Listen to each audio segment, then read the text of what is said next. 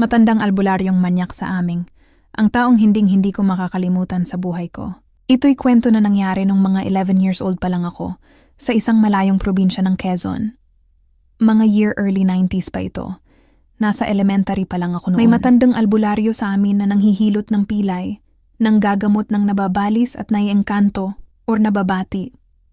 Itago niyo po siya sa pangalang Mang Erning, sa aking palagay mga halos mag-70, na ang edad niya noon. Ginagalang siya ng mga tao sa amin at pinaniniwalaan. Maliban sa akin, may masasama kasi akong experience sa kanya. Ang bahay niya ang pinakamalapit sa bahay namin. Ang pamilya niya ang may-ari ng lupa na tinatayuan ng bahay kubo namin. Madalas siya sabay dahil nagkakarit siya ng tuba sa mga mababang puno ng niyog. Malaki ang tiwala sa kanya ng mga magulang ko. 2 kaming magkapatid at ang bunso na lalaki ay baby pa lang noon. Si tatay ay nagpapaupa sa pagtatanim, ang nanay ko naman ay namamasukan na serbedora sa bayan. Kapag walang pasok ako ang nag-aalaga ng kapatid ko. Pag meron naman hinahabilin sa tiyahin ko. Pag walang pasok kami lang ng kapatid kong baby sa bahay. Ako na ang nagsasaing at nagluluto ng pagkain ko noon sa edad na 10. Kaya maasahan na talaga ako. Isang araw ng Sabado katatapos ko lang kumain ng tanghalian. Nang makita ko si Mang Erning na palapit sa aming kubo. Kilala ko naman ito. Kaya nang kumatok ito sa pinto, ay binuksan ko at sinabi niya na kikiinom lang siya. Dahil masarap at malamig daw ang tubig namin na nankastak sa banga or tapayang malaki. Pumunta na ako sa napakaliit naming kusina. Na walang partisyon para sa maliit naming bahay na walang silid. Tulog pala kapatid mo, ang sabi pa niya. Inabot ko na sa kanya ang baso at nakadama ako ng takot sa kanya. Balak ko na humiga na lang sa tabi ng kapatid ko pag alis niya. Pero doon ako nagkamali, bigla niya na lang akong hinila at nakakadiri na pinagahalikan niya ako. Madmi pa siyang ginawa sa akin at mga ipinagawa sa kanya na nakakadiri. Iyak ako ng iyak at nagmamakaawa. Walang ibang makakarinig sa mga iyak at pagmamakaawa ko. Wala kaming kapitbahay at nagising na din ang kapatid ko wala pang 1-year-old. Halos takasan ako ng malay ang tuluyan siyang magtagumpay sa ginawa niya sa akin. Pagkatapos ng kanyang kahayupan, ay ipinakita niya sa akin ang napakatalas niyang karet. Takot na takot ako nang lumapit siya sa kapatid ko. At hawakan ang ulo nito na aktong gigilitin.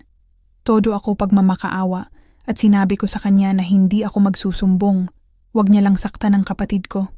Nakangisi si Mang Erning at tinapos ang pagbibihis. Bago pa ito umalis, ay pinahugasan nito sa akin ang hinaharap ko. Pumunta ito sa aming malamig na tapayan at uminom sa kamuling nagbanta sa akin na pag nagsumbong ako ay papatayin niya ako pati ang kapatid at magulang ko. Dahil sa takot ay tiniis ko na lang ang sakit. Nang umuwi ang magulang ko at tanungin ako kung bakit pugto ang mata, ay sinbi ko na lang na naiyak ako sa mga kwentos comics na banabasa ko. Hindi iyon ang una't huli. Maraming beses pang naulit ang ginawa sa akin ni Mang Erning. Na minsan ay nangyayari din kapag naglalaba ako sa ilog. Pakiramdam ko ay madalas niya akong subaybayan. Minsan pa nga bago ako pumasok sa eskwela at nahaharang niya ako. O kaya ay pag-uuwi ako galing school. Sobra-sobra ang takot na idinulot nun sa akin. Natigil lang ang lahat ng isang araw ay mabalita na si Mang Erning ay dinukot ng mga taong labas sa di malamang dahilan. Ang sabi ng iba dahil daw madamot ito. At di nagbibigay ng mga aning palay. Ang sabi naman ng iba ay tumangging manggamot ng mga sugatang miyembro ng taong labas. Pero ang sabi ng ilan ay may ilang reklamo ng pang-aabuso ng mga batang babae si Mang Erning. At galit na galit ang mga taong labas sa ganun. Makalipas ang 1 linggo, natagpuan ang katawan ni Mang Erning. Iniwan sa ilog di kalayuan sa kanilang bukid. Walang anumang saplot at may mga palatandaan na pinahirapan ng matindi. Wala na ang kanyang masilang bahagi at ang kanyang mga balat ay namamaga. Marahil daw itinali sa lugar na maraming hantik. Marami ding hiwa-hiwa ang bawat bahagi ng kanyang katawan, pati ang mukha nito. Ang kanyang mga anak, asawa, mga apo, lahat ay nagdadalamhati kabaliktaran sa nararamdaman ko na nagdidiwang. Wala na ang pinakamasamang taong kilala ko. Kapalaran na ang gumanti para sa akin. Ngunit sadyang ang kapalaran ay mapaglaro. Dahilan upang magpabalik-balik ang alaala ng masakit kong nakaraan.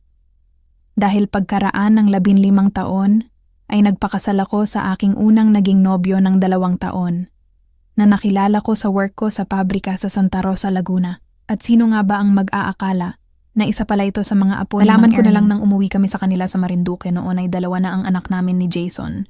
Taga Marinduque pala ang asawa ni Mang Erning at bunsong anak nila ang mama ni Jason.